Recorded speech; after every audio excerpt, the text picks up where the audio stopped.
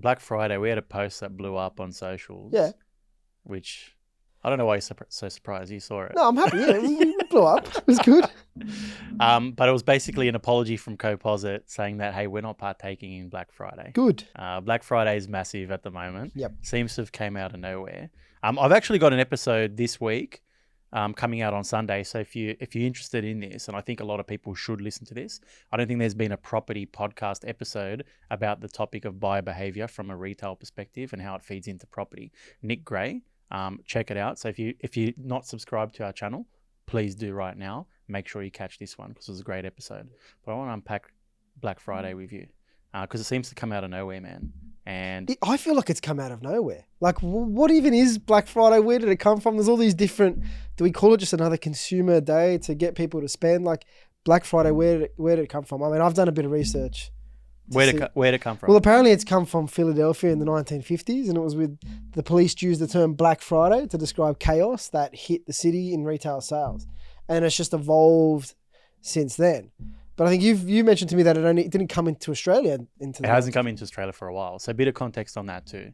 So imagine, I think of like The Simpsons when they have riot scenes. Yeah. I think it came from Black Friday, right? So Philadelphia, there was an American football game, Army versus Navy or something like that. And after the game, there were riots, people were like stealing stuff. Like, it was crazy. So I think of those Simpsons riots. I think it originated from here as well. Now, it happened the day after Thanksgiving. It was a Thanksgiving football match in Philadelphia. And Thanksgiving is typical or known for being the day after Thanksgiving is known for being a massive day of sales in America. So think of like we have in Australia, I always remember Boxing Day sales. Yes. Right? So Christmas, we open our presents and then everything's on sale. Yep. And my mum used to do shopping for next year's Christmas that day. Right? They just get us from one consumer event to the next crazy, consumer event. crazy. Like, bloody hell. But so Black Friday or Thanksgiving, day after Thanksgiving sales is a big thing in America, like our Boxing Day sales were over here. Now, so in Philadelphia, this poses a problem. So you've had Black Friday and that day after Thanksgiving becomes an issue. People don't think of it as a day for sales. They think of it as a day where this chaos happens. Yeah.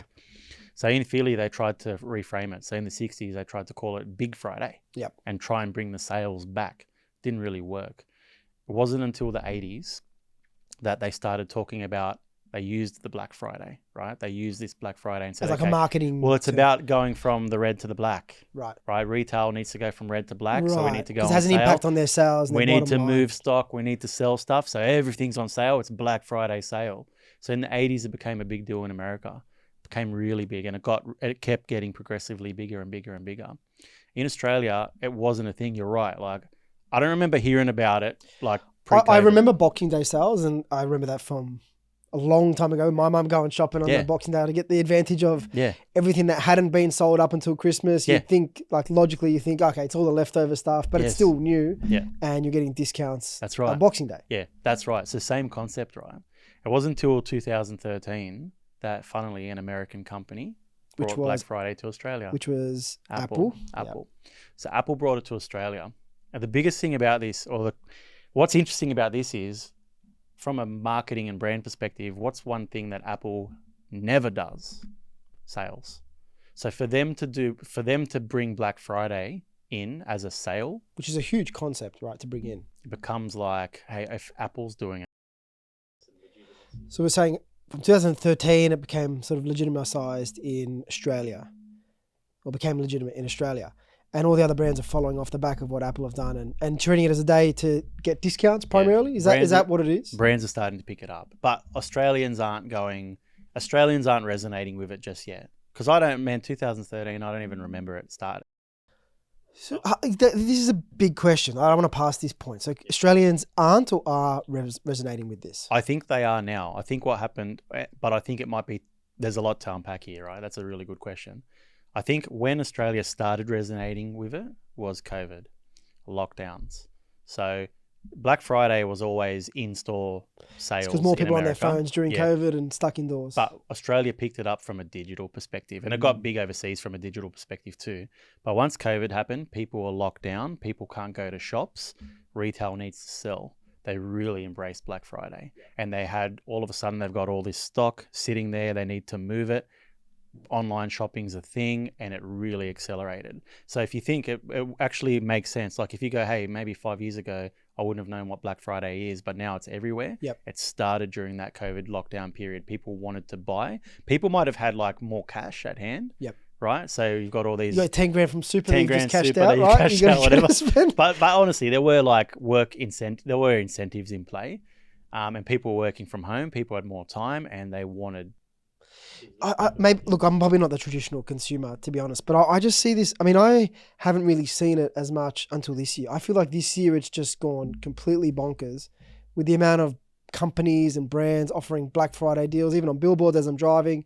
Like, I've noticed it a lot more this year. Is that a different trend that's happened from previous years to this year? I think the last couple of years have been like this. I think last year was probably the biggest, and I would say but now there's like a bit of fatigue.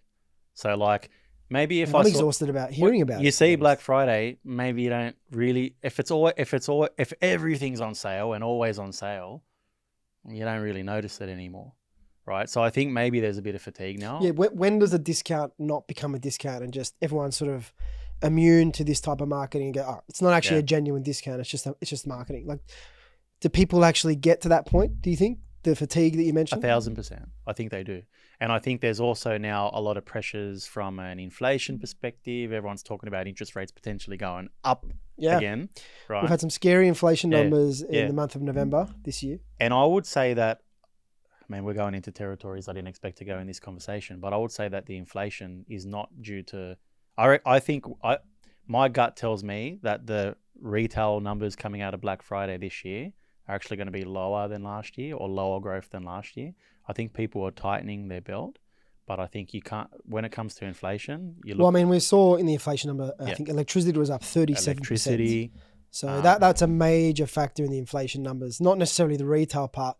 But I am interested in Black Friday because it does have an impact on inflation. Yes. And obviously this is property now where we talk about things that happen or affect property. Yep. So what's the line between Black Friday sales and retail consumerism to what that can look like in property? I think it looks like if there's a huge amount of spending in this, from what I perceive as a new day of sales or new day of spending, consumers spending money into the economy, that's going to have an impact on retail sales and inflation ultimately, which could lead to issues when it comes to property and interest rates. That's what's interesting, yeah. Do you think that there's a link there? Typically, we're buying in December. Now, most of our Christmas shopping.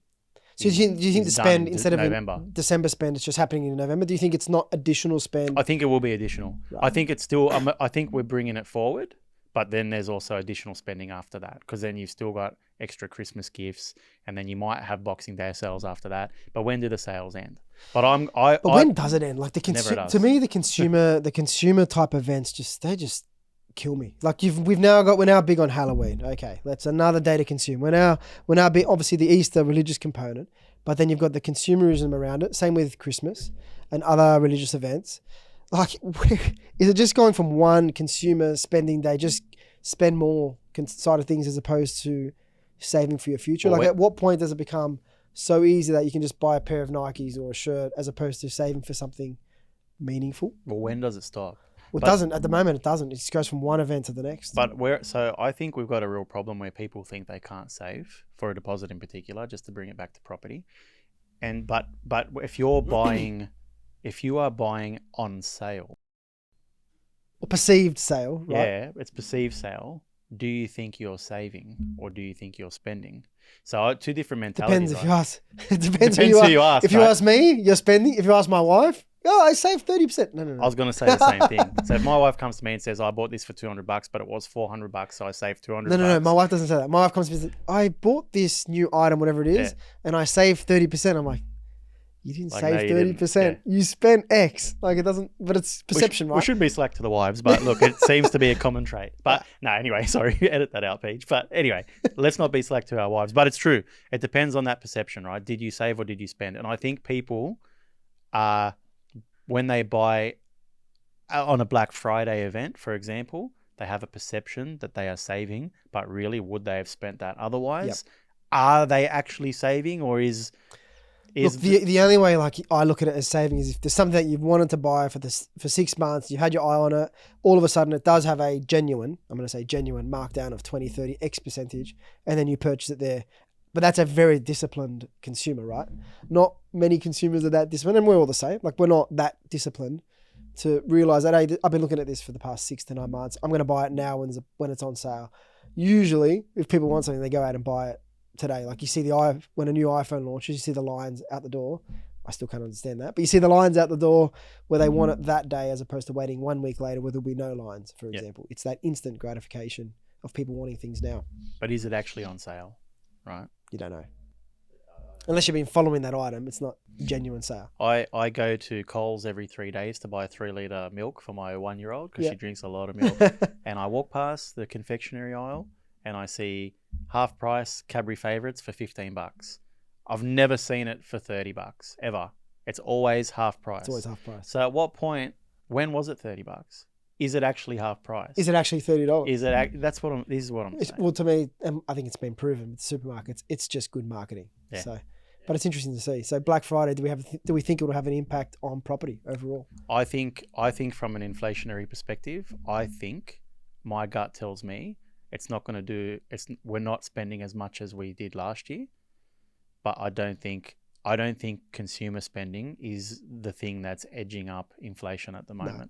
And to go on the other lens, from a consumer perspective, it affects their ability to get to the next step to buy property. If you're spending hundreds or even thousands at Black Friday sales, that could go towards a deposit and, you know, a meaningful asset.